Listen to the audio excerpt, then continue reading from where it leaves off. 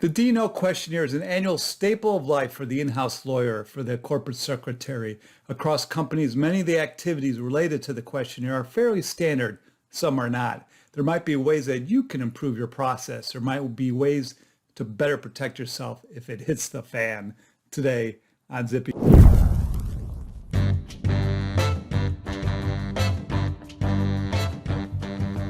I'm Brock Romanek. I'm a big fan of yous. According to a 2019 study written up by QDiligence, the average length of a D&O questionnaire is 40 pages, comprising 8 sections and 65 questions. That's an imposing document for an insider with little time on their hands to receive. This is not a fun task for insiders. This is not a fun task for you. As a corporate secretary, you'll rarely get questions from directors and officers about it, which reflects the fact that it's not the highlight of their day. Yet it's important that they take it seriously. So you have to be sympathetic, be patient, but diligent and firm so that you get all the information that you need. Here are 9 aspects of the D&O questionnaire process for which in-house lawyers must use their judgment. 1, figuring out your lead time. 2, setting the tone. 3, structuring the questionnaire. 4, framing the question properly.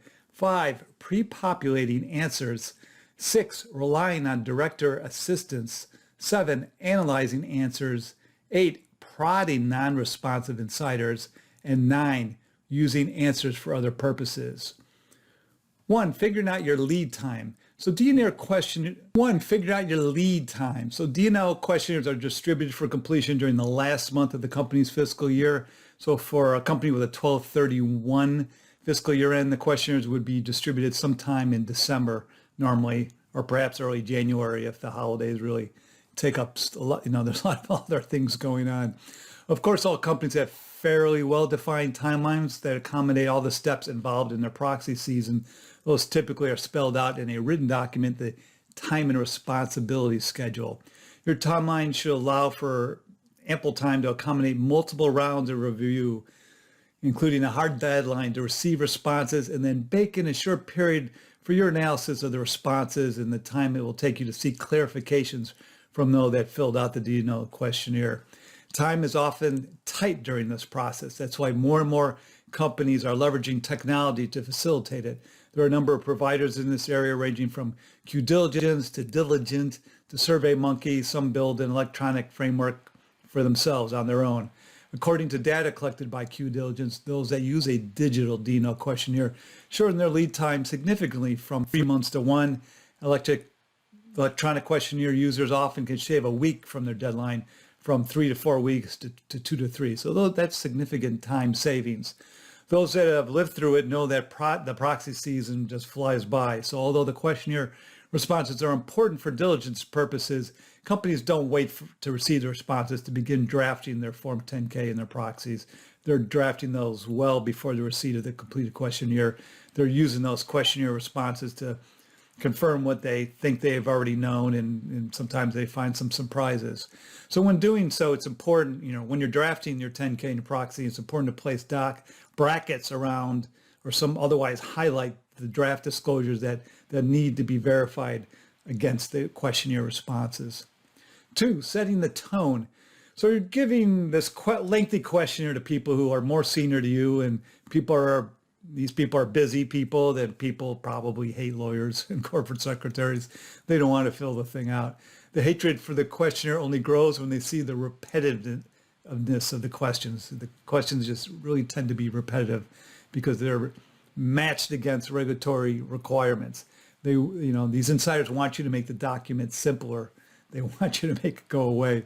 So to make your job easier, educate them as to why you're going through this exercise in the first place, that this is an important compliance matter, and that you're doing all you can humanly do to make it as easy for them as you can. One of the best suggestions I've heard is to place a cheat sheet at the forefront of the D&O questionnaire, at the forefront of the document. Here's an example of what that would look like. It comes right after the cover. It ties all the different rules and regulations to specific questions in the document, one that should help hit them over the head with the seriousness of the matter. And it's best to do this up front to make the point rather than load up the document with a bunch of footnoted citations that they would probably ignore. 3, structuring the questionnaire. Before you send out your D&O questionnaire, you first need to check whether there are any regulatory changes that have happened over the course of the past year that require any updates to your model form. Some years there are, some years they're not. And if you follow my monthly newsletter every year, I'll let you know what those new developments are. I'll alert you to any changes you need to make in your model, probably sometime in the late fall. So there's definitely a herd mentality about what the questionnaires ask for. They're fairly standardized, which makes sense since the questionnaire is really closely tied to the SEC rules, the listing standards from the stock exchanges that list, certain disclosures that are required. So as a result, the content, question types, and the organization are remarkably similar from company to company. Interestingly, though, there's significant diversity about how companies gather information within each category. So, for example, according to that QDiligence study, every company requests biographical information, but some achieve that in 4 questions, while others may require it in as many as 10. So some companies work harder than others to reduce the number of questions they have in their questionnaire. They gather what information they can from alternate sources. Others include all the information within the confines of the questionnaire, which increases the length of the questionnaire, but might be more convenient for insiders.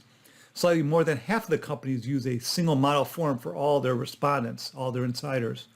Slightly more than half of the companies out there use a single model form for all their insiders. If you're using a third-party electronic questionnaire, I believe you're forced to use a single model form. You don't have that kind of flexibility. But those of you out there not relying on a third-party vendor, you might have slightly different versions of your model questionnaire, some for the directors, some for senior officers that are not the CEO, and then one for the CEO. 4, framing the question properly. So it's important how you frame the question in each question in the questionnaire. This bears repeating.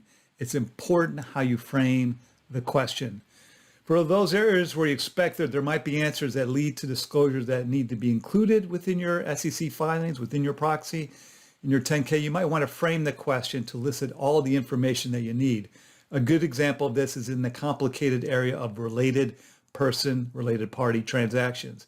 You might have directors who have done well in life and have gotten involved in many business endeavors, many business endeavors, and their family business interests might be structured in a complex web of trusts. Family trust can be particularly challenging. There isn't a lot of SEC guidance or case law in this area, so you really need to elicit as much detail as you can from the questionnaire so that you can make a judgment call about what is required to be included in your disclosures, or so you at least know enough to ask what the proper follow-up questions are. 5, pre-populating answers.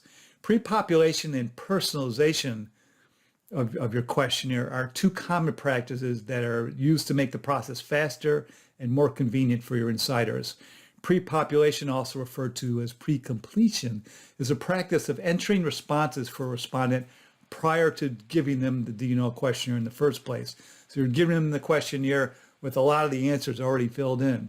This practice, pre-population, is popular. The QDiligence survey says that the vast majority of companies do it. And that makes sense for those situations where the responses are already known and unlikely to change. If you want to please your insiders, you're pre-populating as much as you can. Most companies pre-populate a subset of responses for each questionnaire, and many pre-populate the entire questionnaire using last year's responses, according to that QDiligence survey. Examples of common pre-population areas include bios, a list of the family members or other directorship positions that directors have, compensation, stuff, all that pay data, third-party employment, board participation and relationship, and sometimes related party transactions. An example of a section not to pre-populate is a director's independence. Let them tell you all the facts in their own words so that you can make that determination. It's a tricky area. Even if your director's story hasn't changed, let them tell you that. Do not assume it. Be careful with pre-population.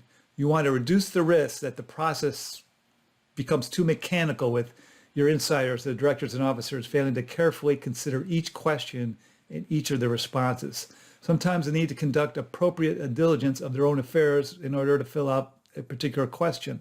It's not uncommon that they don't have a full handle on all their affairs. They could have, like I said, a complex complex web of things going on. So for example, whether a family member now works for the company, whether their spouse has donated money to the company's foundation, they might not know that. Personalization is a practice of tailoring a questionnaire for an insider, eliminating questions that don't apply to that particular person, or revising the question so it better matches who they are.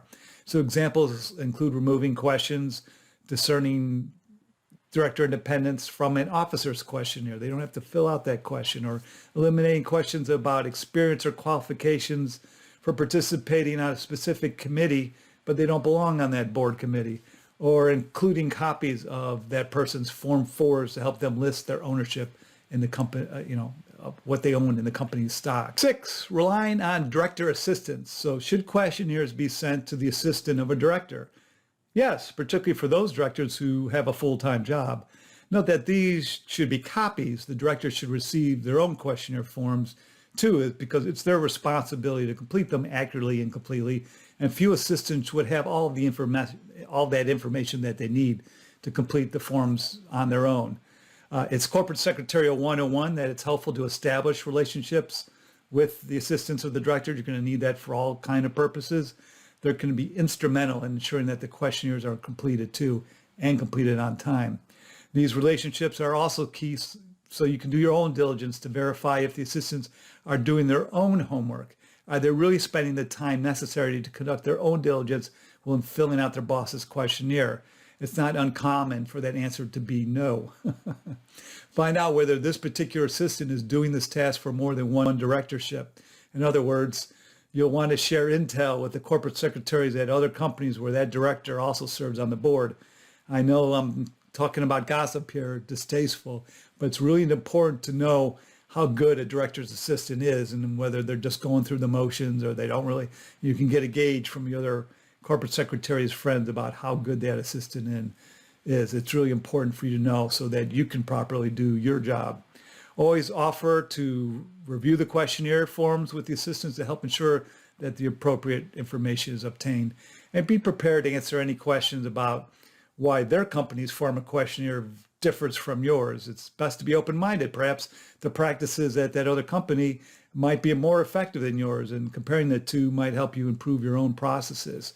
You'll find out the degree to which your director relies on their assistants. Some directors rely on their assistants a lot for everything related to their outside board seats, and some not so much. Maybe just administrative tasks like collecting receipts and scheduling. So for directors who are also senior managers at another company, their assistants might be limited in what they're allowed to do, and they might not be allowed to fill out the questionnaires because of company policy or protocol, because they're paid by that company to do work related to that company, and that the company frowned upon an assistant's time being used to provide services for other companies, for the director's outside board seat. 7, analyzing answers. Some companies turn the entire process of analyzing questionnaires over to outside counsel, but most review them in-house. You should review each response individually to identify any significant changes to information that might require clarification, right? Check all the responses, even ones you think you already know the answer to, because sometimes you do get a real surprise. And of course, pay even closer attention to those areas that are the hot spots. Director independence, ownership of the company's stock, related person transactions. Some folks get really organized and create huge spreadsheets of responses, which are then used to document decisions, their judgment calls regarding individual responses for future reference. So they can CYA, and also just to remind themselves next year how they handled that particular matter. And sometimes you'll need to share that, some information with another department like human resources for further analysis. You might need some help. According to its survey, QDiligence says 10% of the time that responses need clarification after their initial submission. So that might sound like a low number to you, but that sounds to me like it's actually a lot. That means you just can't steamroll through a questionnaire after it's been filled out. Number 8, prodding non-responsive insiders. So sometimes an insider will fail to turn in their questionnaire despite repeated prodding. And if you're caught in this bind, make sure to document your request for the questionnaire. Tell them that They're holding up an SEC filing, pal. Hey, pal, you're holding up an SEC filing. If they've ignored you this far, you might need to enlist someone with some more authority, the general counsel, the CEO maybe, the chair of the governance committee, to help deliver that message. It's not uncommon for a question to be returned without all the items being answered or being answered incompletely. And sometimes they're going to tell you in a cover note that they left something blank, but often there's just no warning. You just, all of a sudden it's going to happen. Boom. So if this happens, you should follow up to find out why. Maybe it was simply an oversight. That can happen with the questionnaire being that long. Or perhaps the instructions related to the item were unclear. Or sometimes the response is too complex or too sensitive to be reduced to writing. This is precisely the type of situation that the questionnaire process is designed to capture. This is why you're doing it. So you need to place a call then. You need to find out why the response was left blank or partially answered. And if they tell you over the phone, you should take written notes and then add them to the return questionnaire so that the questionnaire is actually completely filled out. Number 9, using answers for other purposes. So most of the time you just need to collect information for your insiders just once a year, but sometimes you have this heinous task more than once a year for a variety of reasons. So in these off-cycle instances, you can either ask insiders to reconfirm all of their responses from their prior questionnaire, from the D&O questionnaire you'd just given them a few months earlier, or you can ask them to specifically confirm information about whatever is the trigger that's causing this new questionnaire to be filled out. Maybe something specific, much narrower, and you don't have to have them fill out the entire D&O questionnaire all over again. You can give them something much smaller.